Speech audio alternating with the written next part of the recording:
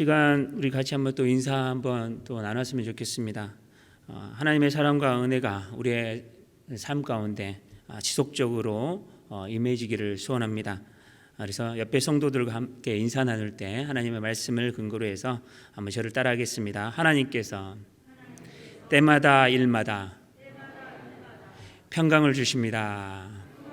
한번 바라보면서 인사하겠습니다. 하나님께서 때마다 일마다 평강을 주십니다. 한번 인사해 주시기 바라겠습니다.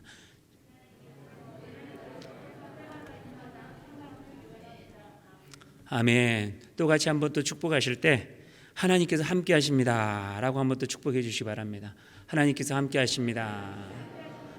가족이 계시다면 한번 손 한번 딱 잡아주시면서 하나님께서 함께 하십니다 라고 한번 또 축복 한번 해주시기 바랍니다. 우리는 방금 평강으로 서로를 축복했습니다. 하나님께서 허락하시지 않으시면 우리에게 평강이 없음도 또 이 시간 고백해 봅니다. 또 우리의 모든 삶이 하나님께서 주시는 은혜임을 다시 한번 또 고백을 해봅니다. 평강을 서로에게 축복했지만 우리가 살고 있는 이 시대는 그렇게 평강해 보이지는 않습니다. 지난주에는 전 세계를 놀라게 하는 뉴스도 접했습니다. 아프가니스탄에 미군이 철수를 발표하고 현직 대통령은 국가와 국민을 버리고 다른 나라로 도망가는 어처구니 없는 뉴스도 접했습니다. 정말 몰래카메라와 같은 상황이기도 했습니다. 참담한 현실을 맞이해야 하는 아프가니스탄 국민들을 위해 우리는 뭐라도 힘을 보태고 싶은 심정이 지금 우리의 마음인 것 같습니다. 또한 여전히 코로나는 멈출 기세가 보이지 않습니다. 2,000명대를 지속해서 유지하고 8월 말경에는 자칫 일일 확진자가 5,000명 이상도 나올 수 있다고 이런 뉴스도 우리는 접하게 됩니다. 앞을 보아도 뒤를 보아도 그저 한숨만 나오게 하는 뉴스들이 우리에게 전해지고 있습니다. 그런데 또 한편은 또 반가운 소식도 있습니다. 내일은 처서입니다. 절기상 처서인 이때는 땅에서는 귀뚜라미 등에 업혀오고 하늘에서는 뭉게구름 타고 온다라는 말이 있을 정도로 가을을 알리는 아주 낭만적인 이 절기가 바로 처서에 해당합니다. 우리 대한민국의 가을 하늘은 참 맑고 아름답지 않습니까? 기대가 되는 가을이기도 합니다. 맛있는 과일도 많이 나오고 들의 오곡백화도 기대하는 아주 멋진 계절이기도 합니다. 왠지 푸근하고 잘 될 것 같은 그런 기분도 듭니다. 그런데 낭만적으로 이 처서를 바라보기는 힘들 것 같습니다. 12호 태풍 오마이스가 점차 북상하고 있어서 힘들게 가까운 열매들이 큰 피해를 입지는 않을까 또 걱정이 앞서기도 합니다. 처서에 비가 오면 독에 곡식이 준다라는 속담이 있습니다. 처서가 지나서 내리쬐는 그 가을 햇볕, 그 햇볕 때문에 과일이나 벼가 또 연글게 되는 어떤 그런 시기를 갖는데 이때 비가 내리면 농작물에 큰 피해를 입힌다고 합니다. 그게 처서비라고 이렇게 이야기를 하기도 합니다. 아무튼 녹록한 시기는 아닌 것 같은 상황이어서 우리의 마음이 좀 무겁기는 한 그런 상황에 놓여 있습니다. 그래서 우리는 하나님 앞에 나아가야 할 것 같습니다. 먼 나라지만 저 아프가니스탄 국민들에게 하나님의 긍휼하심과 평강이 부어주시기를 우리는 기도하는 마음으로 나아가기를 소원합니다. 또한 하루빨리 코로나가 종식되고 우리의 일상이 다시금 회복되는 그 은혜가 우리들 가운데 나타나기를 기도해 봅니다. 또한 이 가을을 기대하면서 1년을 기다려온 저 농부들이 다행이다, 하나님이 우리를 돌봐주셨다라는 그 고백의 소리가 곳곳에서 들려지는 그 은혜가 있어지기를 소원합니다. 뿐만 아니라 너무나 일상적인 삶을 애타게 기적으로 고대하는 많은 사람들이 있습니다. 어떤 사람은 손 하나 까딱하기를 원하지만 육체의 한계로, 정신적인 한계로 까딱일 수 없는 그런 상황에 놓여 있는 사람들이 있습니다. 너무나 일상적인 어떤 삶이죠. 네, 그렇게 애타게 기다리는 그 일상적인 삶이 기적으로 다가오기를 애타게 기다리는 그들 가운데도 하나님께서 힘 주시고 능력 주시는 은혜로 말미암아 새 힘이 나는 그런 날이 오늘이 되기를 소원하고 이 가을이 되기를 소원합니다. 그래서 옆에 있는 성도들에게 다시 한번 우리가 힘있게 같이 격려했으면 좋겠습니다. 우리 함께 기도합시다. 다시 한번 힘있게 고백하겠습니다. 우리 함께 기도합시다. 저들을 위해 함께 기도합시다. 아마 여러분들의 지금 머릿속에 누군가가 다 떠올르셨을 겁니다. 하나님께서 우리에게 기도하는 마음을 허락해 주신 줄 믿습니다. 우리 주보에 보면 또 환우들을 위해서 기도하는 순서 있지 않습니까? 이 주간에는 더욱 하나님 앞에 매달리면서 하나님 우리 가운데 긍휼과 자비를 베풀어 주옵소서라고 이렇게 기도하는 우리 모두가 되기를 소원합니다. 설교하는 어떤 소두에 좀 분위기가 다운되는 말로 시작을 해서 약간 죄송한 마음도 듭니다. 하지만 마냥 우리가 힘이 나는 소리만 듣는다는 것이 참으로 어떻게 보면 무겁기도 하고 또 이 시대의 어떤 상황 속에서 우리가 책임감 있는 모습이 아니다라는 생각도 들기도 합니다. 전쟁의 소식, 질병의 소식, 세계 곳곳의 흉년과 기근의 소식들이 끊이지 않는 현실을 우리는 살아가고 있습니다. 무겁습니다. 미소를 짓고 살아가는 것이 참 미안한 마음까지 들게 하는 시대를 살아가고 있습니다. 이러한 시대를 살다 보면 우리들에게 자꾸 상기되는 성경의 말씀이 있습니다. 주의 날, 주의 재림에 해당되는 말입니다. 예수님께서는 부활하시고 승천하시면서 다시 오시겠다고 재림을 약속하셨습니다. 그리고 초대교회 때부터 지금까지 재림을 기다리는 많은 사람들은 그날을 기대하면서 신앙을 지켜왔습니다. 주의 재림을 기다리는 것은 성도들에게 있어서 가장 영광스러운 일이기도 합니다. 썩어질 육체가 우리 주님처럼 썩지 않을 몸으로 변화되어 영원히 왕노릇할 영광을 받기 때문입니다. 굳이 왕노릇을 한다는 게 중요하겠습니까? 그저 우리 주님을 만난다는 그 자체가 우리에게 가장 큰 소망이기에 그날은 하루 속히 오기를 우리 모두 소원하고 있습니다. 그래서 초대교회 성도들은 마라나타, 즉 우리 주여 오시옵소서라는 말로 인사를 나눴습니다. 우리 한번 해볼까요? 마라나타, 아멘 주 예수여 오시옵소서. 어떻게 보면 이 재림의 신앙, 이건 초대교회 때부터 지금까지 이어진 귀한 믿음의 유산이기도 합니다. 주의 재림에 대한 내용을 구체적으로 언급한 성경이 오늘 본문에 속한 데살로니가 전후서입니다. 데살로니가 전후서는 사도 바울이 데살로니가 교회에 보낸 편지이기도 합니다.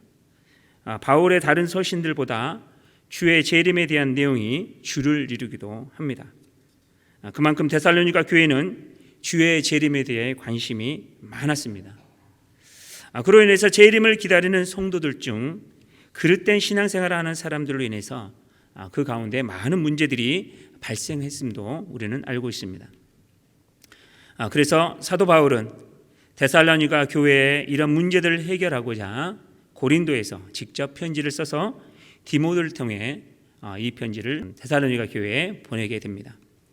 그때 보낸 편지인 본서가 신약 성경에서 가장 먼저 기록된 성경이기도 합니다. 일전에도 말씀을 드렸지만 편지에는 분명한 목적과 의도가 있다라고 이야기를 드렸습니다. 데살로니가 교회에 보낸 이 편지 역시 분명한 의도가 있었습니다. 데살로니가전서 3장 6절과 7절에서 보면 사도 바울이 디모데를 통해 데살로니가 교회의 상황을 보고를 받습니다. 그리고 그에 대한 답변 형식으로 본서를 기록하고 있습니다. 중요한 핵심 내용은 데살로니가 교회가 영적으로 건강한 상태여서 하나님께 감사를 드리는 내용이 1장 2절에서 10절까지 이렇게 나와 있고요. 이어서 바울과 동역자들의 사역에 대한 정당성이 또 2장 3장에 거쳐서 소개가 되고 있습니다. 끝으로 잘못된 종말관에 대해 시정함으로 데살로니가 교회를 바로 세우려는 목적과 내용이 나오고 있습니다. 즉 사도 바울은 본 편지를 통해서 데살로니가 교회가 직면한 여러 가지 문제에 대해서 답을 주고 이어서 주의 재림을 기다리는 성도들의 신앙생활이 어떠해야 함을 제시해 주고 있습니다. 실은 데살로니가 교회 상황을 들여다보면서 한 가지 깨닫는 것이 있습니다. 초대교회가 직면한 상황이나 지금 우리들의 상황이 너무 비슷하다는 것을 우리는 알 수가 있습니다. 처음 예수님을 믿고 진리를 깨달아 신앙의 뜨거움을 우리 모두 경험합니다. 그런데 사단은 이러한 우리들의 모습을 가만두지를 않는 것 같습니다. 오히려 우리의 신앙을 무너뜨리려 외부적으로나 내적으로 시험거리를 가져오게 됩니다. 그리고 많은 시험들로 인해서 우리들 가운데 게으른 자, 또 마음이 약한 자, 그리고 힘이 없는 자가 생겨남을 볼 수 있습니다. 데살로니가 교회에도 마찬가지로 5장 14절에 이러한 모습을 나타내는 사람들의 모습을 설명하고 있는 것입니다. 이에 오늘 본문을 통해서 이 시대를 살아가는 우리들 역시 똑같은 일을 경험하게 됨을 깨닫고 초대교회 성도들이 하나님의 은혜로 승리하였듯이 오늘 우리도 하나님이 주시는 은혜와 능력으로 승리하는 성도가 되기를 간절히 소원합니다. 먼저 우리가 알아야 할 것은 데살로니가 교회도 평안하지만은 않았다는 사실을 기억해야 합니다. 데살로니가 교회 안에도 불안함과 절망감이 찾아왔다는 것입니다. 오늘 본문 1절에서 3절까지 데살로니가 교회 성도들이 어떤 상황에 있었다는 것을 대략 엿볼 수가 있습니다. 바울은 주의 재림의 때와 시기에 대해서 언급하고 있습니다. 즉 데살로니가 교회 안에는 주의 재림의 때가 언제인지 점점 궁금해지기 시작했다는 뜻이기도 합니다. 그들은 잘 알고 있었던 겁니다. 때와 시기에 대해서는 아버지 하나님만이 아시기 때문에 아무도 모른다는 사실을 그들 모두는 분명하게 알고 있었습니다. 그리고 그때는 밤에 도적같이 임한다는 사실도 그들은 알고 있었습니다. 그런데 문제가 발생했던 겁니다. 오시겠다는 주님의 재림이 자꾸 늦어지고 있는 겁니다. 그리고 유대인의 핍박은 날로 거세지고 주변의 정세는 기독교인인 그들에게 호의적이지 못함을 보게 됩니다. 그렇게 함께 믿음을 지키며 주의 재림을 기다렸던 사람들이 핍박으로 죽거나 자연적으로 세상을 떠나는 모습을 그들은 보게 됩니다. 바울이 데살로니가 교회에 편지를 보낸 시기가 AD 50년에서 52년 사이입니다. 즉 예수님께서 승천하시고 재림을 약속한 시기가 20여 년 정도 흘러버렸던 상황이 지금 데살로니가 교회가 그 편지를 받는 그 시점이기도 합니다. 그리고 그 사이에 많은 거짓 사도들이 믿는 이들을 유혹하는 현상도 나타났습니다. 결국 그들 가운데 믿음을 저버리고 다시 세상으로 돌아서려는 사람들이 많이 발생했던 것입니다. 주의 재림을 기다리면서 하루하루 살아가는 초대교회 성도들은 그 어떠한 핍박과 역경이라도 견딜 수 있었습니다. 그런데 너무 많은 시간이 흘러버리자 그들의 믿음이 흔들리기 시작했다는 겁니다. 그리고 거짓 뉴스도 그때 판을 쳤던 것 같습니다. 그들의 신앙을 흔들고 그들의 믿는 바를 흔들어보는 안타까운 상황이 지속적으로 나타났던 것입니다. 뿐만 아니라 같은 민족인 유대인들의 핍박은 그 도를 넘어섰습니다. 급기야 죽임을 당하는 형제 자매가 나타나기도 했습니다. 사회에서는 그들의 믿음을 지키기 위해서 세상과 타협하지 않고 손해와 위협을 감수해야 했던 것입니다. 결국 이러한 상황에 놓여지면서 그들 가운데 연약한 자들이 생겨나기 시작했다는 것입니다. 오늘 우리의 모습을 바라봤으면 좋겠습니다. 초대교회 성도들처럼 우리도 비슷한 문제를 안고 살아가는 것 같습니다. 우리는 신앙생활을 통하여 은혜와 평강의 삶을 기대합니다. 그러나 현실은 꼭 그렇게 되지는 않는 것 같습니다. 여전히 놓여있는 질병에 대한 불안감, 경제적인 압박, 틈이 생겨서 더 이상 회복하기 힘든 사람들과의 어떤 관계, 그렇게 교회를 다닌다는 이유로 차별을 감수하는 상황이 우리들 가운데 지속적으로 나타나고 있는 현상이기도 합니다. 이러한 부분들은 다 외적인 요소들이기도 합니다. 근데 더 큰 문제가 있습니다. 그런 외적인 문제들로 인해서 우리 안에 믿음의 정체성, 신앙의 정체성, 또 우리 자신이 어떠한 사람이라는 것에 대해서 흔들리는 상황이 발생한다는 겁니다. 몸이 아프면, 경제적으로 어려움을 당하면, 그리고 내가 원하는 대로, 내가 뜻하는 대로 되지 않으면 나는 과연 하나님께 속한 사람인가? 하나님의 은혜가 내 가운데 임하고 있는 것인가? 그 부분에 대해서 흔들리는 모습이 나오게 되어 있습니다. 데살로니가 교회 성도들도 마찬가지였습니다. 데살로니가 그 지역은 굉장히 무역이 활발한 곳이었거든요.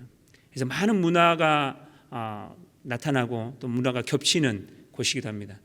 그런 곳의 대부분의 특성은 도덕적으로 굉장히 문란한 상황에 놓여 있기도 하고, 또 그들이 믿는 어떤 토속 신앙 같은 경우도 굉장히 성적으로 문란한 어떤 그런 종교를 믿고 있었던 것입니다. 그렇기 때문에 그 안에 살아가는 유대 기독교인들은 그들의 신앙을 지키고 살아간다는 것이 녹록하지는 않은 그런 모습들이었다는 것입니다. 사도 바울은 흔들리는 그들을 향해서 이렇게 고백하고 있습니다. 너희는 어둠에 있지 아니하매라고 선포해주고 있습니다. 1절과 3절에서 말씀했던 밤에 도적같이 임하는 주의 날에 대해서 사도 바울은 밤에 도둑같이 임한다라고 이야기했지만 4절에 들어서는 너희는 어둠에 있지 않다라고 말하면서 너희들 가운데는 도적같이 임하는 것이 아니라 정말 하나님께서 우리에게 은혜 주셔서 그날과 그 시를 준비하면서 그날을 기대한다라고 사도 바울은 고백하고 있는 것입니다. 즉 우리는 여전히 하나님의 은혜 안에 있으며 우리는 여전히 하나님의 사랑 안에 있음을 사도 바울은 확인시켜주고 있는 것입니다. 아까도 말씀드렸듯이 데살로니가 교회 성도들은 믿음이 흔들렸습니다. 주의 재림이 늦어지고 자신들을 유혹하는 잘못된 선지자들 등장으로 인해서 믿음의 견고한 부분까지 깨지기 시작했던 것입니다. 특히 아주 심각한 문제는 바울이 썼다라고 하는 문서 중에 위조된 문서들이 판을 치기 시작했던 겁니다. 그 변질된 복음 때문에 성도들 가운데 믿음의 기초가 흔들리는 상황까지도 놓여 있었다는 것입니다. 이런 데살로니가 성도들에게 바울은 다시 한번 그의 친필로 편지를 보내면서 그들의 믿음의 확고함을 다시 한번 격려하고 있습니다. 4절과 5절의 말씀인데요, 우리 같이 한번 읽어보도록 하겠습니다. 형제들아 너희는 어둠에 있지 아니하매 그날이 도둑같이 너희에게 임하지 못하리니 너희는 다 빛의 아들이요 낮의 아들이라. 우리가 밤이나 어둠에 속하지 아니하나니. 할렐루야. 주의 재림의 날이, 주님께서 오시는 그날이 저 세상 사람들에게는 도둑같이 임하지만 믿는 우리들에게는 도둑같이 임하지 아니한다라고 이야기해 주시고 있습니다. 거기에 대한 어떤 그 예로 잉태된 해산을 앞두고 있는 잉태한 여인의 어떤 모습이기도 합니다. 얘가 언제 나올지는 모르죠. 하지만 그의 징조는 알고 있지 않겠습니까? 이 시대를 살아가는 우리들에게 하나님께서 눈을 열어주셔서 주의 재림을 기다리고 또 주님께서 오시는 그날을 사모하면서 우리의 신앙의 모습을 또 굳건하게 지키는 그런 모습들이 우리들 가운데 나타나기를 소원합니다. 바울은 분명하게 이야기하고 있습니다. 우리는 어둠에 있지 아니하고 주의 재림의 날이 도둑같이 임하지 않는다고 말씀하고 있습니다. 왜냐하면 우리 모두 빛의 아들이고 낮의 아들이기 때문입니다. 즉 다시 말해서 우리는 하나님의 거룩한 자녀이고 구원의 감격 속에 사는 거룩한 하나님의 아들들이기 때문입니다. 또한 밤에 도둑같이 임하는 그 대상이 우리가 아닌 저 세상에 속한 자들이라는 것을 분명하게 이야기해 주고 있습니다.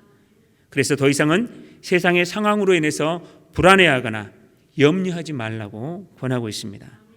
그리고 더욱 분명하게 우리는 하나님의 은혜 안에 있음을 다시 한번 확인시켜주고 있습니다. 그렇습니다. 세상이 어떠해도 우리를 우리 주 예수 그리스도의 은혜 안에서 끊을 수 없음을 우리는 고백합니다. 로마서 8장 35절에서 39절을 통해 바울은 더욱 분명하게 우리들에게 전해주고 있습니다. 우리가 끊을 수 없는 하나님의 사랑 안에 있음을 다시 한번 이야기해주고 있는 것입니다. 제가 읽어드리겠습니다. 여러분 경청해 주시기 바랍니다. 누가 우리를 그리스도의 사랑에서 끊으리요? 환난이나 공고나 박해나 기근이나 적신이나 위험이나 칼이라. 기록된 바 우리가 종일 주를 위하여 죽임을 당하게 되며 도살당할 양같이 여김을 받았나이다 함과 같으니라. 그러나 이 모든 일에 우리를 사랑하시는 이로 말미암아 우리가 넉넉히 이기느니라.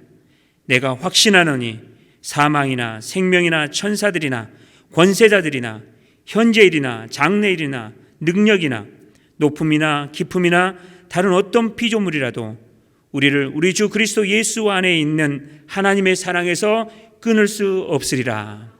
할렐루야. 우리는 이러한 사랑을 받고 사는 사람이고 하나님의 사랑 안에 거하는 우리들이라는 것을 우리는 기억해야 될 줄 믿습니다. 비록 이 세상이 어떠하게 흘러갈지라도 내 상황이 어느 지경에 놓여 있다 할지라도 우리는 하나님 안에 거하는 그 사실을 분명하게 기억했으면 좋겠습니다. 우리는 이 사실에 대해서 보다 분명하게 믿음으로 받아들여야 합니다. 우리가 의로워서가 아니라 또한 우리가 완벽해서가 아닙니다. 우리는 하나님께서 우리를 사랑하시기에 우리는 그 사랑 안에 거할 수 있는 것입니다. 이 표현이 어떻게 보면은 참 제 자신에게는 은혜가 돼서 말씀드리고 싶습니다. 하나님은 우리의 사랑을 지키기 위해서 아주 끈질기게 우리를 놓지 않으신 분이라는 감동이 저에게 있습니다. 우리가 몸부림치고 벗어나려고 해도 하나님께서는 끈질기게 우리를 붙잡아 주시는 그 사랑을 많이 느낍니다. 비록 저의 고백이긴 하지만 앉아 계신 모든 분들, 방송을 통해서 예배를 드신 모든 분들이 동일하게 아멘으로 고백한 부분이 바로 이 부분이지 않을까 싶습니다. 내 상황이 어떠하더라도, 내가 어떤 지경에 놓여 있다 할지라도, 사망의 음침한 골짜기를 다니는 지금의 이 순간에라도 주님은 우리의 손을 꼭 붙들고 하나님의 사랑 가운데 우리를 초청해 주시고 있다는 사실, 그 사실을 우리는 믿고 고백하는 모두가 되기를 소원합니다. 이게 바로 우리의 삶의 정체성이고 우리의 모습의 정체성이기도 합니다.